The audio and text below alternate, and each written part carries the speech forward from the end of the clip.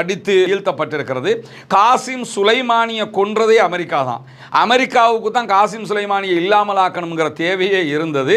எனவே இந்த போராட்டங்களுக்கு பின்னாடி யார் இருப்பா என்பதையெல்லாம் நாட்டு மக்கள் அறியாமல் இல்லை என்கிறார் ஈரானுடைய பிரசிடென்டாக செயல்படக்கூடிய மசூத் பெசக்ஷியன் அவர்கள். நாங்கள் கலவரக்காரர்களோடு மிக கடுமையாக நடக்கிற அதே நேரத்தில் ஈரானோடும் இஸ்ரேலோடும் படுபயங்கரமாக மிக மிக கடுமையாக நாங்கள் நடந்து கொள்வோம்.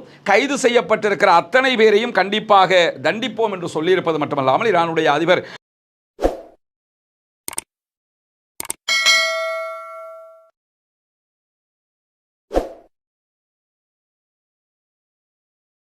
அன்பிற்கினிய சகோதர சகோதரிகளே, நமக்கெல்லாம் தெரியும், தொடர்ந்து ஈரானுக்குள்ள ஒரு பெரிய போராட்டம் ஆர்ப்பாட்டங்கள் எல்லா பகுதிகளிலும் மேற்கொள்ளப்பட்டு வருகிறது.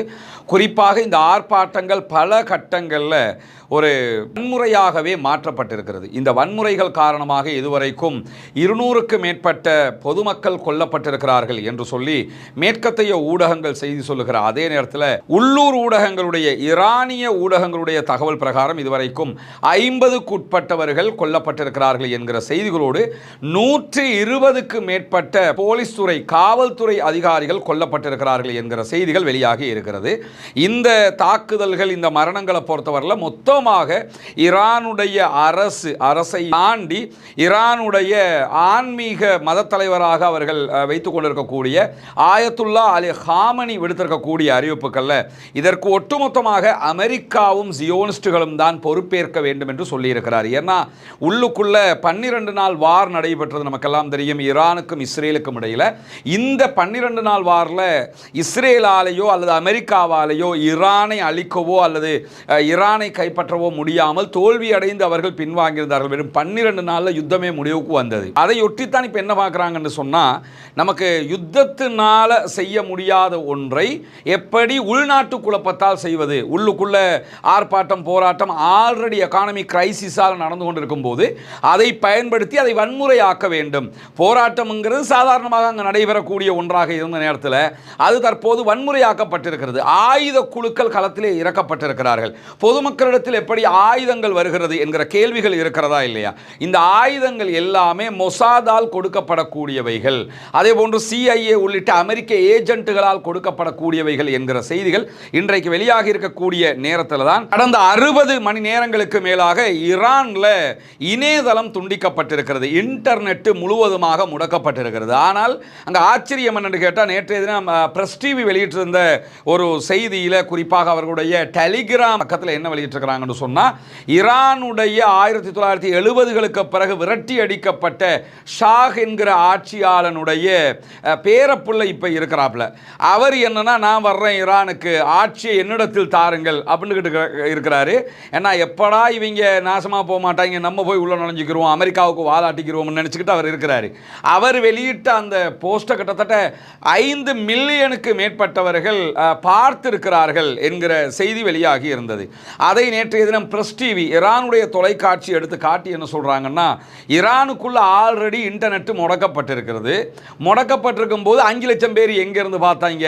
நியாயமான கேள்வியா இல்லையா? VPN போட்டு பார்த்தா கூட 5 லட்சம் பேர் பார்க்க முடியாது. எனவே இது வெளியில இருந்து ஆதரவு திரட்டப்படுகிறதே தவிர ஈரானுக்குள்ள அந்த ஆதரவு அவர்களுக்கு இல்லை.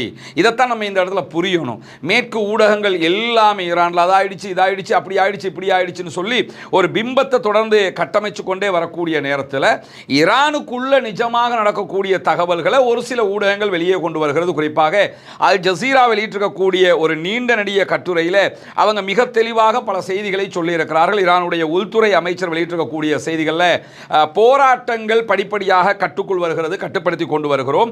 15வது நாளாகவும் மக்கள் போராடி கொண்டிருக்கிறார்கள். ஆனால் பொதுமக்களுடைய போராட்டத்தை கலவரமாக மாற்றுகிற வேலையை வெளிநாட்டு சக்திகள் உள்ளே செய்து கொண்டிருக்கிறது என்கிற செய்தியை உள்துறை அமைச்சர் ஈரானில் சொல்லியிருக்கிறது மட்டுமல்லாமல் தலைநகர் தெஹரானை ஒட்டிய பகுதிகளிலும் ஆர்ப்பாட்டங்கள் நடைபெறுகிறது. இஸ்பஹான் மாநிலத்தில் ஆர்ப்பாட்டங்கள் நடைபெறுகிறது. மஷாத், கெர்மன்ஷா, அரக், பபோல் ஆகிய பகுதிகளில் எல்லாம் ஆர்ப்பாட்டங்கள் நடைபெறக்கூடிய செய்திகளை உள்துறை அமைச்சகமே வெளியிட்டிருக்கிறது மட்டுமல்லாமல் கூடுதலாக எடிட் செய்யப்பட்ட வீடியோக்கள் மொத்தமாக வெளியிலே பரப்பப்படுகிறது என்கிற செய்திகளையும் அவர்கள் சொல்லியிருக்கிறார்கள். மக்கள் ஆர்ப்பாட்டம் பண்றாங்க, இல்லாமல் இல்லை. ஆனால் பாரிய ஆர்ப்பாட்டம்ங்கிற ஒரு பிம்பம் காட்டப்படுவது மட்டுமல்லாமல் கூடுதலாக நேற்று நடைபெற்ற ஆர்ப்பாட்டங்கள்ல நவீன ஈரானை கட்டமைத்தவராக போற்றப்படுகிற காசிம் சுலைமானியினுடைய சிலைகள் எல்லாம் அடித்து வீழ்த்தப்பட்டிருக்கிறது. காசிம் சுலைமானியை கொன்றதே அமெரிக்கா தான். அமெரிக்காவுக்கு தான் காசிம் சுலைமானியை இல்லாமல் ஆக்கணுங்கிற தேவையே இருந்தது. எனவே இந்த போராட்டங்களுக்கு பின்னாடி யார் இருப்பா என்பதையெல்லாம் நாட்டு மக்கள் அறியாமல் இல்லை என்கிறார் ஈரானுடைய பிரசிடென்டாக செயல்படக்கூடிய மசூத் பெசக்ஷியன் அவர்கள். அதை தாண்டி தெற்கு ஈரானில் ஒரு பெரிய கலவரம் நடைபெற்றதாகவும் அந்த கலவரத்தையும் தற்போது கட்டுக்குள் கொண்டு வந்திருக்கிறோம் என்றும் இன்றைக்கு ஈரானுடைய ஊடகங்களும் ஈரானுடைய ஆளும் அரசும் தெரிவித்திருக்கக்கூடிய கருத்துக்கள் வெளியாகி இருக்கிற அதே நேரத்தில் 2600க்கும் மேற்பட்ட கலவரக்காரர்கள் கைது செய்யப்பட்டிருக்கிறார்கள் என்கிற செய்திகளும் உத்தியோகபூர்வமற்ற செய்திகளாக வெளியாகி கொண்டிருக்கிறது. அமெரிக்காவினுடைய ஊடகங்கள் சிலது அதை வெளியிடுகுதுன்னு சொல்லி அல் ஜசீரா அதை சுட்டிக்காட்டி இருக்கிற அதே நேரத்தில் இன்றைய தினம் ஒரு முக்கியமான அறிவிப்பை ஈரானுடைய பாராளுமன்ற சபாநாயகர் முகமது பாகர் ஹலீபாப் வெளியிட்டிருக்கிறத நம்ம பார்க்க முடியும். அவர் வெளிப்படையாகவே என்ன சொல்றார் என்று சொன்னா, நாட்டுக்குள்ள கலவரங்களை மொத்தமாக தூண்டினால் அவசர கதியில் நாட்டை நாங்கள் கண்ட்ரோல் பண்ண இருக்குது, எங்கள் நாட்டை உள்ளுக்குள்ளேயே நாசமாக்குறதுக்கு நீங்கள் நினைச்சீங்கன்னு சொன்னால் முன்கூட்டிய தாக்குதல்களை நாங்கள் அமெரிக்கா மீதும் இஸ்ரேல் மீதும் நடத்துவோம் என்று சொல்லியிருக்கிறார்கள். இஸ்ரேலுடைய பெயரை குறிப்பிட்டு வெளிப்படையாகவே முகமது ஹலீபாப் தான் பேசியிருக்கிறாரு. இதுக்கு முன்னாடி இஸ்ரேலுடைய பெயர் குறிப்பிடப்படாவிட்டாலும் உள்நாட்டுக்குள்ள ஜியோனிஸ்டுகள் குழப்பத்தை உண்டாக்குறாங்க, எனவே நாங்கள் முன்கூட்டிய தாக்குதல்களுக்கு போக வேண்டி வரும் என்கிற தகவல்களை சொல்லியிருக்கிறாரு. முன்கூட்டிய தாக்குதல்கள் அமெரிக்காவினுடைய இலக்குகள் மேலே இருக்குங்கிறாங்க. அமெரிக்கா ஈரானை விட்டு வெகு தூரத்தில் இருந்தாலும் அமெரிக்காவினுடைய இராணுவ தளங்கள் ஈரானை சுற்றி பல நாடுகளில் இருக்கிறது. ஏற்கனவே ஈரானுக்கும் அமெரிக்காவுக்கும் இடையில் அமெரிக்கா இந்த இஸ்ரேல் 12 நாள் வாரில் உள்ள நுழைஞ்சு ஈரான் மேலே தாக்குதல் நடத்தியதுக்கு பதிலடியாக ஈரான் என்ன பண்ணாங்கன்னா உதய் போர்ட் மேலே தான் தாக்குதல் நடத்தினாங்க கத்தரில்.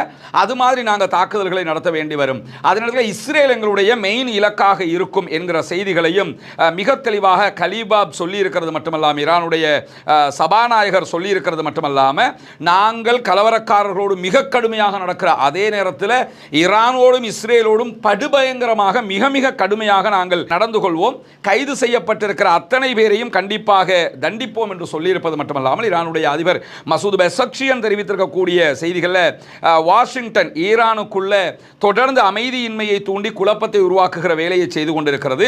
எங்கள் மக்கள் எங்கள் நாட்டை ஆதரிக்கிறார்கள், அதே நேரத்தில் ஒரு எக்கானமிக் கிரைசிஸ் இருக்கிறது, பொருளாதார நெருக்கடி இருக்கிறது, அதற்கு என்னுடைய அரசாங்கம் தான் பொறுப்பு என்பதை நான் ஏற்றுக்கொள்கிறேன்.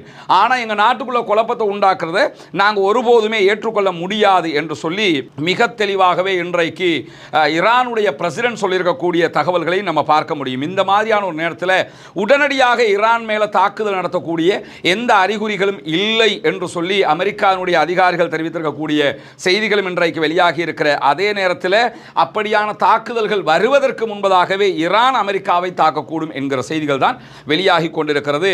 மொத்தமாக ஈரானை எப்படியாவது அடக்கிடணும்ங்கிறதுல மிக தெளிவாக ஜியோனிஸ்டுகள் இஸ்ரேலும் இஸ்ரேல் ஆதரவு பெற்றவர்களும் அமெரிக்காவும் இருக்கிறாங்கிறது தெளிவாக தெரிகிறது. ஏன்னா ஈரானை அடக்கிட்டா இனிமே அவங்களுக்கு எதிராக ரஷ்யா சீனா மட்டும்தான் இருக்க முடியும். சீனாவை விட ஒரு பக்கம் அமெரிக்காவுக்கு எதிராக பலமாக நிற்கக்கூடியவங்க ஈரான் தான். 1970களுக்கு பிந்தைய நாட்களில் இருந்து ஈரானை வீழ்த்துவதற்கு பல முயற்சிகள் பண்ணியும் அது முடியாமல் போயிருக்கக்கூடிய சூழல்ல தான் இதை அவர்கள் பயன்படுத்திக் கொள்ள பார்க்கிறார்கள். பொறுத்திருந்து பார்ப்போம். நம்முடைய இரவு நேர அப்டேட்டில் மேலதிகமான தகவல்களை எதிர்பாருங்கள். ஈரானுக்குள் நடக்கக்கூடிய விவகாரங்களை மேற்கு ஊடகங்கள் பலமாக சித்தரிக்கிறார்கள், பலமாக திரித்து வெளியிடுகிறார்கள் என்பது மிக தெளிவாக தெரியும். குறிப்பாக எக்ஸ் ட்விட்டரே நேற்று என்ன பண்ணிட்டாங்கன்னு சொன்னால் ஈரானுடைய தேசிய கொடியை கூட மாற்றம் செய்து அஃபிஷியலாகவே வேறு கொடிகளை வெளியிட்ட அந்த விமர்சனங்கள் எல்லாம் பரவி கொண்டிருக்கக்கூடிய சூழல் நம்ம பார்க்க முடியும். இப்படி மேற்கு நாடுகளுக்கு ஈரானை வீழ்த்துவது மிகப்பெரிய ஒரு தேவையாக இருக்கக்கூடிய இந்த சூழலில் தான் இந்த பிரச்சனை நடைபெற்று வருகிறது. எனவே உண்மையை மிக தெளிவாகவும் சரியாகவும் நாம் புரிந்து கொள்ள வேண்டும். அல் ஜசீராவினுடைய ஆட்சிகளை அடிப்படையாக கொண்டுதான் இந்த தகவல்களை நாம் உங்களோடு பகிர்ந்து கொண்டிருக்கிறோம். நம்முடைய இரவு அப்டேட்டில் மேலதிகமான தகவல்களை எதிர்பாருங்கள். வாஹ்ரதா அல்ஹம்துலில்லாஹி ரப்பில் ஆலமீன்.